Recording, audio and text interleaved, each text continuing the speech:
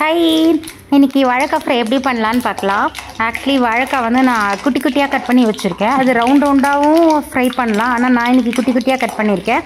So எண்ணெயில் கடுகு, உளுத்தம்பருப்பு, கடலைப்பருப்பு தாளிச்சிட்டேன், பெருங்காயமும் தாளிச்சிருக்கேன். தாளிச்சிட்டு இந்த வாழைக்காய் பார்த்திங்களா குட்டி குட்டியாக கட் பண்ணி தண்ணியில் போட்டு எடுத்து வச்சுருக்கேன்.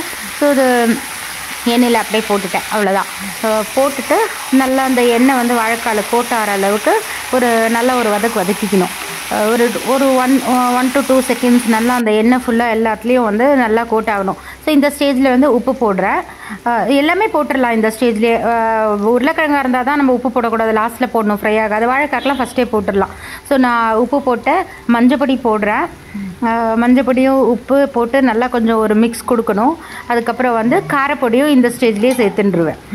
அவ்வளோதான். எனக்கு வந்து நாங்கள் கொஞ்சம் காரமாக சாப்பிடுவோம், அதனால் கொஞ்சம் நல்லா காரமாக ஒரு குட்டி குட்டி ஸ்பூன் தான் வச்சுட்டுருக்கேன். ஸோ அந்த ஸ்பூனில் வந்து ஒரு 3 ஸ்பூன் கார மிளகா அப்படி வெறும் மிளகா அப்படி சேர்த்துட்டுருக்கேன்.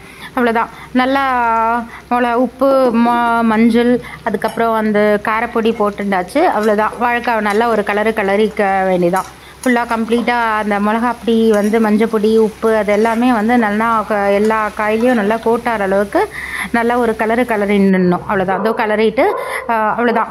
மூடி வச்சிட்டோம்னு வச்சுக்கோங்களேன். அப்பப்போ நடுநடுவில் எடுத்து கலர்னா வாழைக்காய் ஃப்ரை ரெடி ஆகிடுது. அவ்வளோதான்.